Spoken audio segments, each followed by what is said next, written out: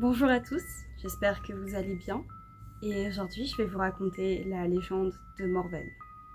On suit une petite famille dont Emma et Thomas sont les parents et ils ont un fils de 8 ans, Nathan.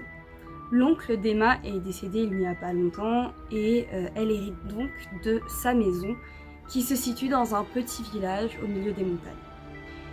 Ils vont donc décider d'emménager là-bas, ne serait-ce que temporairement, histoire de vivre une petite aventure, de découvrir la vie à la montagne, de s'éloigner un petit peu de la ville. Nathan est plutôt content puisqu'il se dit qu'il va aller à l'école là-bas, qu'il va connaître tout le monde comme c'est un petit village et qu'il va pouvoir jouer avec les enfants qui sont dans ce village. Et en effet, quand ils y arrivent, tout le monde est très chaleureux, très accueillant, surtout qu'ils étaient très touchés de la mort de l'oncle d'Emma, puisque là-bas tout le monde se connaît, c'est comme une famille. Alors, ils ont été très agréables à l'arrivée d'Emma et sa famille.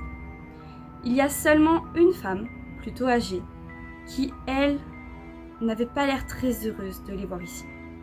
La famille s'installe, profite du cadre de vie, c'est la campagne, l'air est pur, il y a peu de monde, pas de ville, tout le monde se connaît, Nathan se fait des amis, ça se passe vraiment bien à l'école et il est très content, donc Emma et Thomas sont très heureux pour lui. Ils apprécient leur nouvelle vie dans ce village. Un jour, en allant à la boulangerie, Emma croise cette fameuse vieille femme, qu'on appelle donc Jeanne au village, et elle essaie de faire la conversation. Elle se dit qu'elles sont parties sur de mauvaises bases, qu'il faut essayer de parler avec elles, puisque de toute façon ils vivent dans le même village maintenant, donc il va bien falloir s'habituer à leur présence. Mais la vieille femme est très distante, répond très peu, n'est pas très agréable. Et même Emma se sent mal à l'aise en présence de cette vieille femme. Et ses doutes finissent par se confirmer, puisque à la fin de la discussion, juste avant de partir, Jeanne lui dit « Vous n'auriez jamais dû venir ici ». Alors, Emma comprend pas trop, elle a du mal à voir qu'est-ce qui peut déranger cette vieille femme à ce point. Elle en parle à Thomas, son mari, qui lui dit qu'il faut pas trop faire attention à ça, que des fois les personnes âgées sont pas à l'aise avec l'idée qu'il y ait des nouveaux, qu'ils apprécient pas ça sans vraiment de raison apparente.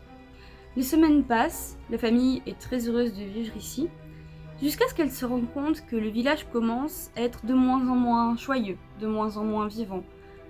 Il y a beaucoup moins d'enfants qui jouent dehors, ils restent moins longtemps en dehors de leur maison, les commerces ferment plus tôt que d'habitude, et la famille comprend pas trop pourquoi, et quand ils demandent à leurs voisins, aux commerçants, on leur dit que c'est comme ça, c'est par période, sans vraiment donner d'explication. Donc, ils essaient de pas trop y faire attention, ils se disent que c'est peut-être comme une espèce de tradition au village, qu'à certaines périodes de l'année, tout est plus lent, ça vit moins. Ils font avec, ils font abstraction et ils s'habituent à ce nouveau rythme. Mais, petit à petit, des événements étranges vont commencer à toucher la famille. Au début, ils vont pas vraiment y faire attention, ils vont se dire que c'est des coïncidences, la vie dans la montagne. Mais ils commencent à sentir des odeurs un petit peu étranges dans leur maison, comme s'il y avait des animaux morts pas loin.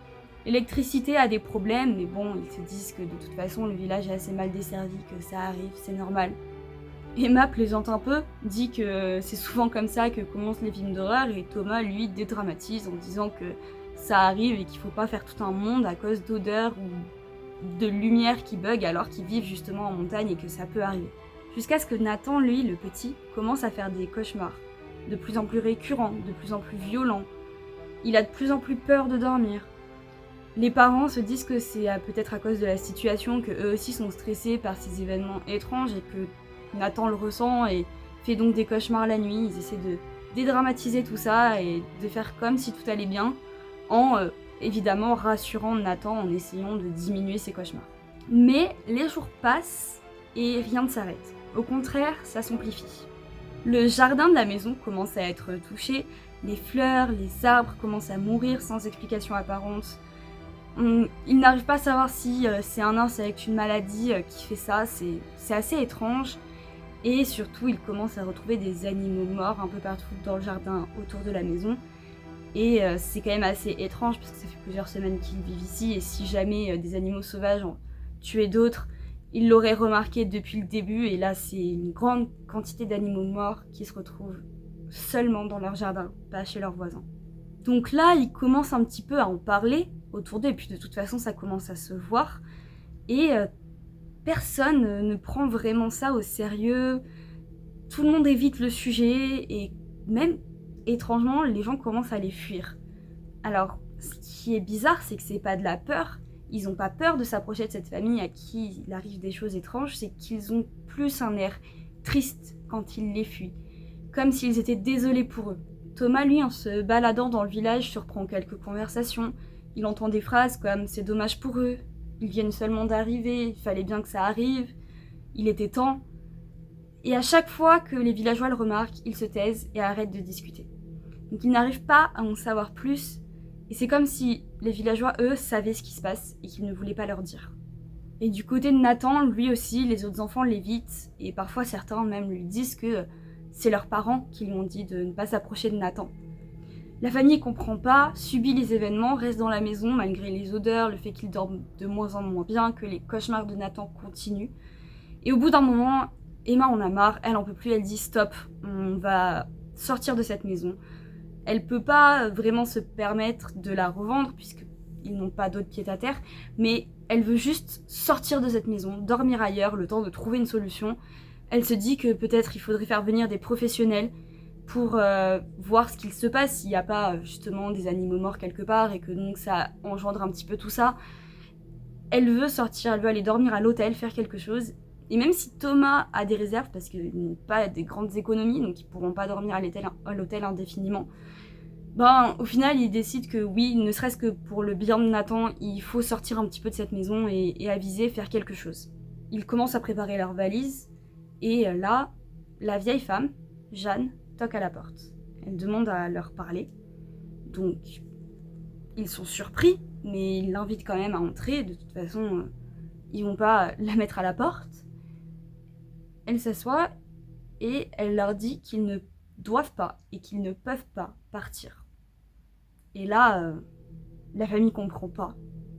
Jeanne leur dit qu'elle est vraiment désolée pour eux et Thomas commence à s'énerver, à lui dire que quoi qu'elle dise, ils finiront par partir. Et elle dit quelque chose d'étrange, elle dit que s'ils voulaient bien, elle pourrait au moins essayer de sauver le petit.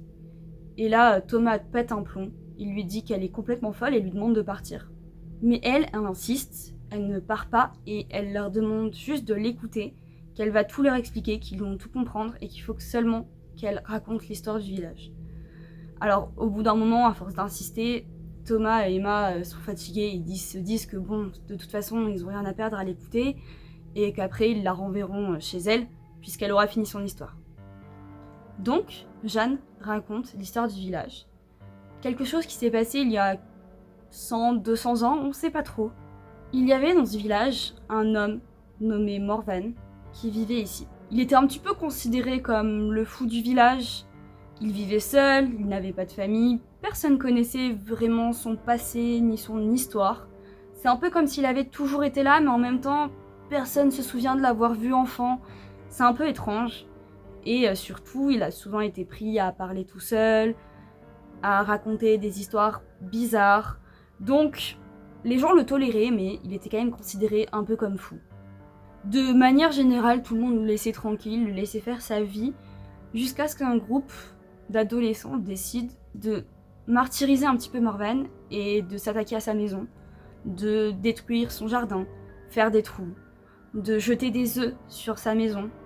Et ça le rendait un peu fou parce que forcément il a rien demandé à personne et ça durait plusieurs nuits, c'est arrivé plusieurs fois.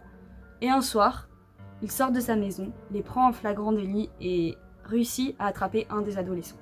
Fou de rage, on raconte qu'il aurait giflé l'enfant et que cet enfant serait rentré chez lui en disant que Morven l'aurait maudit, lui et toute sa famille, pour ce qu'on lui a fait.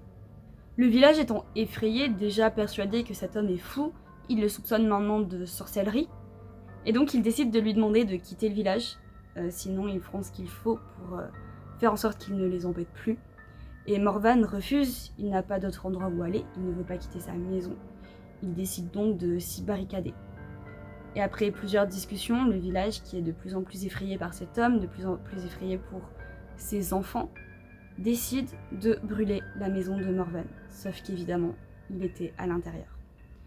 Il serait donc mort de cette façon. Personne ne sait si cette histoire est vraie ou non, si Morvan a vraiment existé, s'il a vraiment été brûlé dans sa maison. Mais on raconte que depuis ce jour-là, le malheur s'abat sur ce village et Morvan veut se venger de tout le mal qu'on lui a fait. Par période, il choisit donc une famille ou une personne qu'il va hanter pendant un moment avant de les prendre comme un espèce de sacrifice dans la forêt du village. La légende veut donc que tant que ces personnes ne se sont pas offertes à Morvan pour l'apaiser, le malheur s'abat sur le village et tous ses habitants. Et évidemment, en apprenant cette légende, certains ont voulu quitter le village, ont déménagé. Et là, sans exception, toutes les personnes qui ont quitté le village ont subi une malchance improbable et ont fini par mourir dans les mois qui suivent. Alors la légende, encore une fois, raconte que Morvan a recueilli des esprits et qu'il les envoie suivre ces familles qui désertent pour les hanter et ensuite créer des morts dans des circonstances mystérieuses. Jeanne finit donc son histoire en disant que Morvan a choisi cette famille, que cela est expliqué par tous les événements étranges qui leur arrivent depuis quelques semaines, et que malheureusement, il va falloir s'offrir à Morvan pour protéger le village.